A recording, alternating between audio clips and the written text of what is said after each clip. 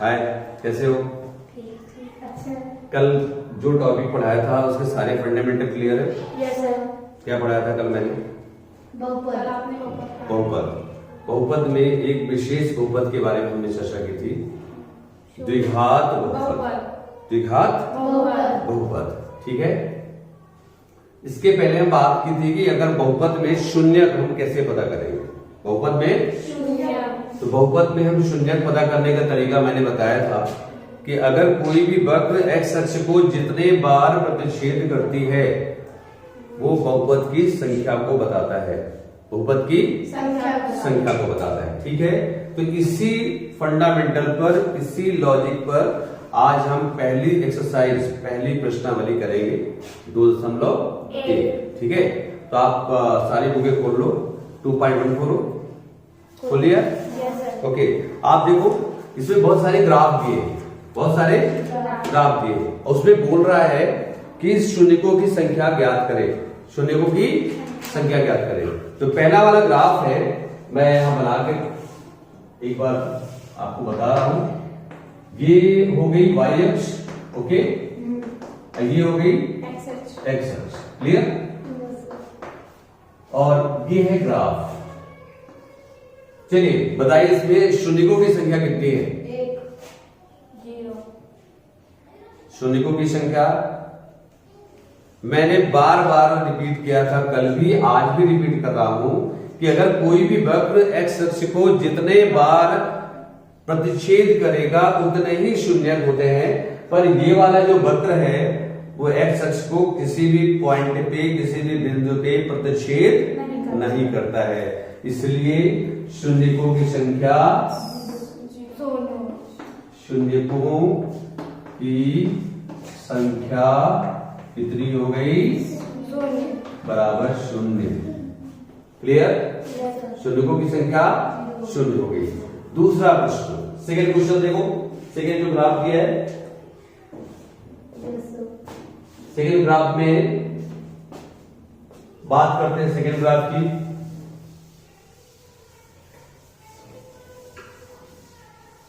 Okay, तो second graph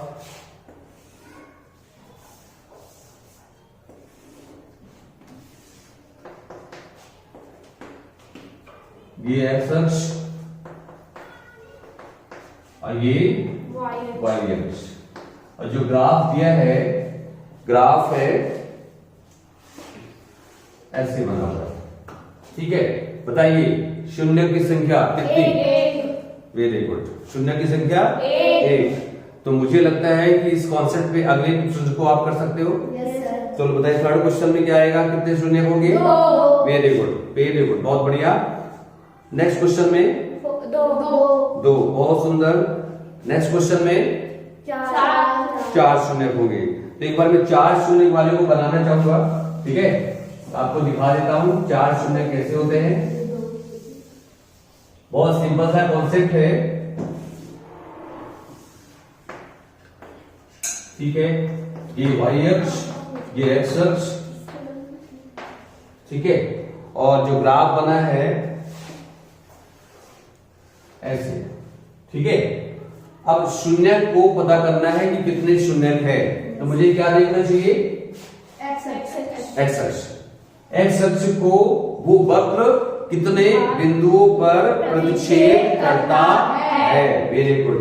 तो ये पहला बिंदु हो गया, दूसरा बिंदु हो गया, तीसरा बिंदु हो गया, चौथा बिंदु हो गया। अतः शून्यकों की संख्या, वेरी गुड, शून्यकों की संख्या बराबर 4।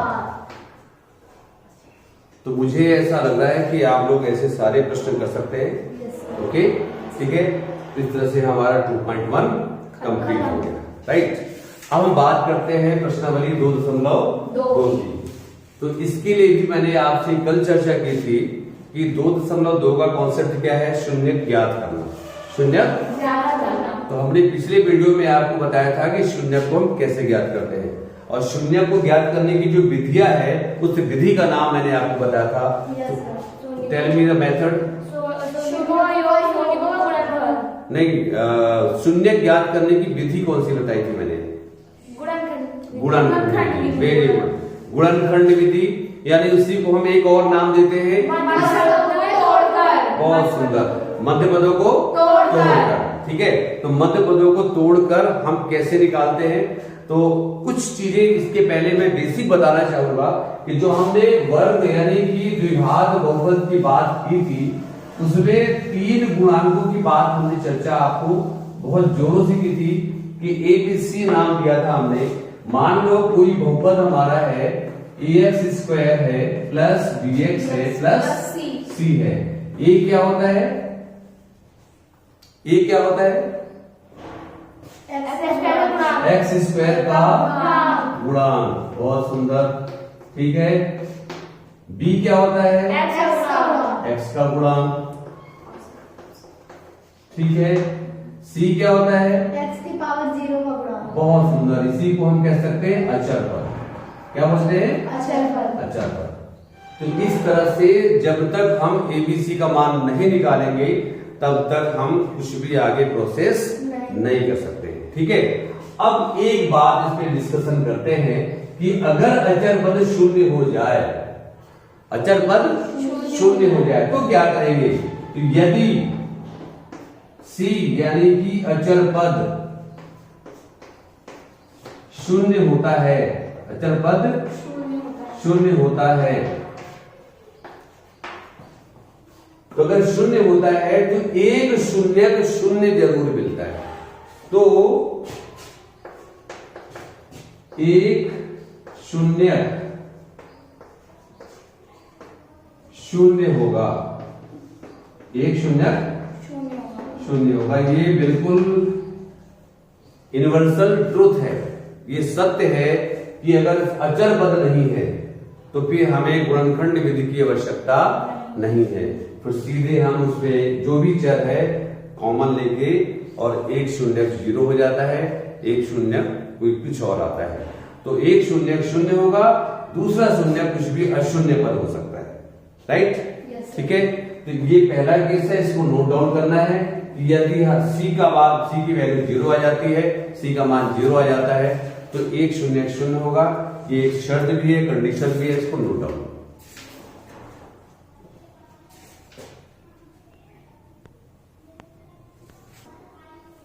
ठीक है, तो अगर C का मान शून्य होता है तो एक शून्य शून्य होगा, दूसरा शून्य क्या होगा वो कैसे निकालते हैं, तो एक बढ़िया सा तरीका बताते हैं आपको।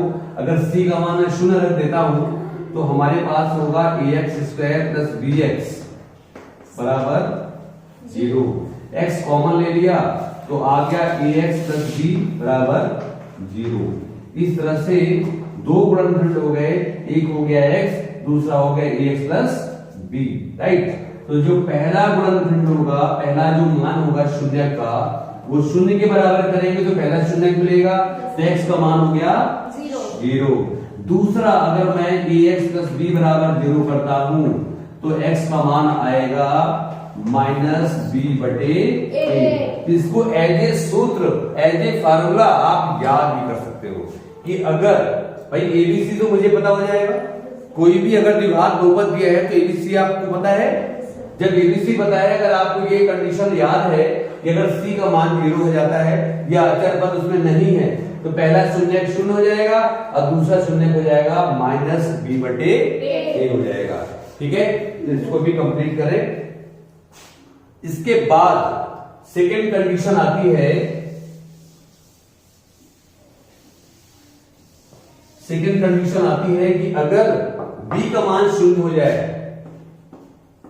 यदि b बराबर शून्य होता है, b बराबर शून्य होता है तो मतलब x का पद नहीं रहेगा, x का पद नहीं रहेगा, अर्थात x का पद नहीं होगा, x का पद नहीं होगा। तो मान लिया कि b अगर शून्य है, 0 है, तो हमें मिलेगा ax² प्लस c बराबर 0। तो ax² का मान हो जाएगा -c। अब -c को हम +c1 ले सकते हैं, +c1 इसलिए ले सकते हैं कि अगर वो -c होगा तो माइनस के बाद अगर वर्गमूल आएगा तो वो एक अपरिभाषित चीजें मिलती है, इसलिए हम मान लेते हैं कि हमें धनात्मक मान मिला है। क्या मान लेते हैं? धनात्मक मान मिला है। तो एक्स स्क्वायर का मान हो जाएगा C1 बटे a और x का मान हो जाएगा रूट ऑफ C1 बटे a। ये हमेशा प्लस और माइनस में होगा।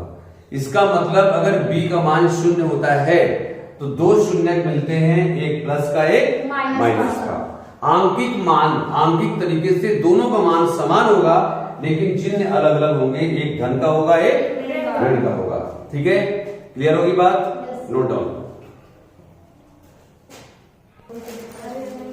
अब तीसरा केस भी तो बन सकता है भाई, इसमें तीन गुणांक है, ए है, बी है और सी है।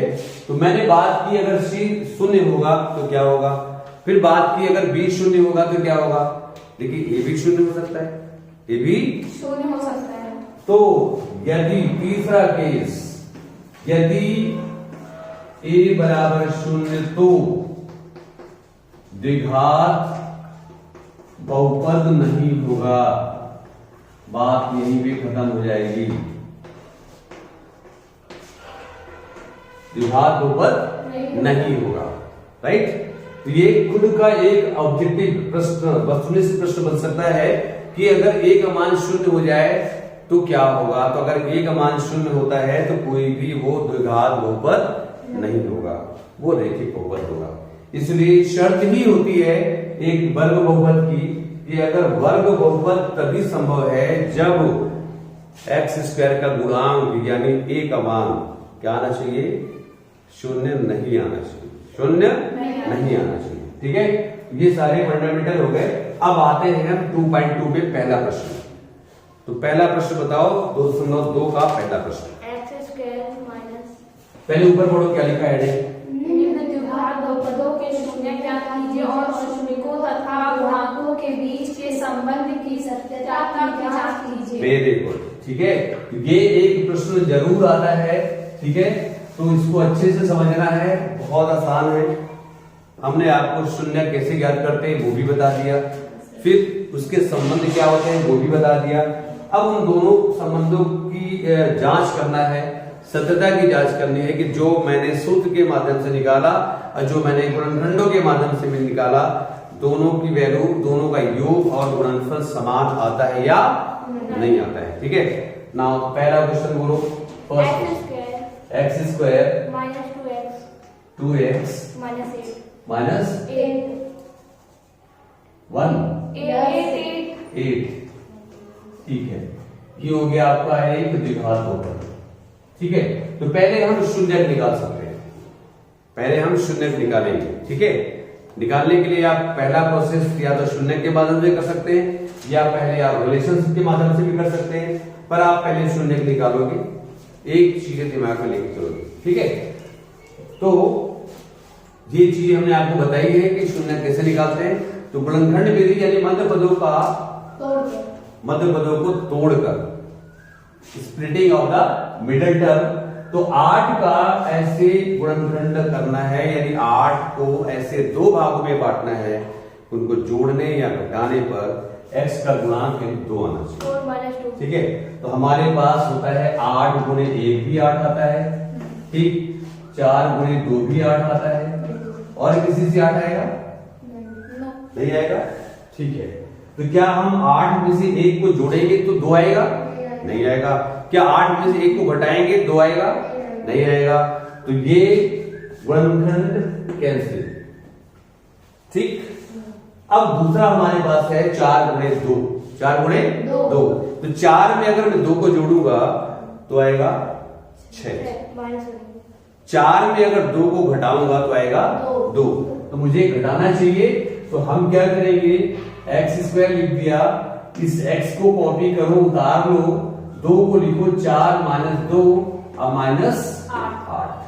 अब x का गुणा दोनों में कर देते हैं, एक्स स्क्वायर माइनस 4x, ये माइनस माइनस क्या हो गया प्लस, माइनस 8। अब इन दो का जोड़ा बना लो और इन दोनों में जो भी कॉमन है उसको ले लो। इन दोनों में क्या कॉमन है, बहुत सुंदर, x कॉमन ले लिया तो x माइनस 4 यहाँ आता है, यहां से हम प्लस 2 कॉमन लेंगे तो आएगा x माइनस 4। क्लियर। अब आप x माइनस 4 कॉमन ले लो तो आएगा x प्लस 2। ठीक है। अब हमें शून्य के लिए बारी बारी से दोनों गुणनखंडों को शून्य करना होगा। ठीक है।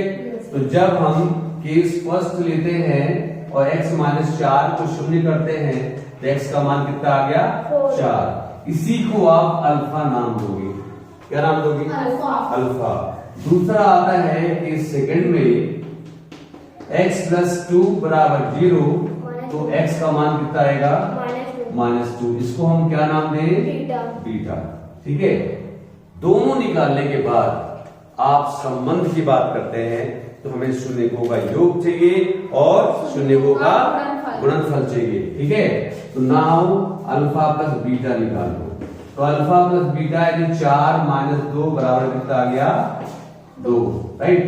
अल्फा इंटू बीटा यानी 4 गुणे -2 बराबर -8। इन दोनों को समीकरण 1 बना लेंगे।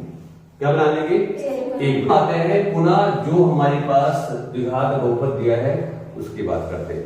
अब यहां से हम नए सिरे से स्टार्ट करेंगे। a का मान कितना? Tell me. a का मान एक्स स्क्वायर का गुणांक। अगर एक्स स्क्वायर दिख रहा है, गुणांक आपको नहीं दिख रहा है तो हमेशा वो 1 होगा। क्या होगा? 1 होगा। तो a का मान 1 आ गया। b का मान -2 गुड। c का मान -8। अब निकालेंगे अल्फा प्लस बीटा। तो क्या सूत्र बताया था मैंने? Alpha plus beta very good -b/a minus b upon a। तो b की वैल्यू है -2 और पहले से भी माइनस लगा है तो माइनस माइनस और a का मान 1 आया तो माइनस माइनस प्लस कितना आ गया 2 आ गया। ठीक है। और अल्फा इंटू बीटा हमारा होता है c/a। c का मान कितना है? -8। a का मान कितना है? कितना आ गया? अब आप देखो समीकरण 1 और 2 दोनों को देखो। इसके पहले भी शून्यकों का योग कितना आया था? 2 और -8। और गुणनफल कितना आया था? -8 आया था। राइट। यहां भी आया योग आया 2 और गुणनफल आया -8। इसका मतलब हमारे संबंध सत्यापित हो गए। अतः संबंध सत्यापित हुआ। बस बहुत आसान प्रश्न है और बहुत इसके आसान सॉल्यूशन है। बस ध्यान रखना है जिस तरीके से मैंने बात की है, जिस तरीके से मैंने आपको सॉल्यूशन दिया है सेम वही कॉपी करना है। ओके।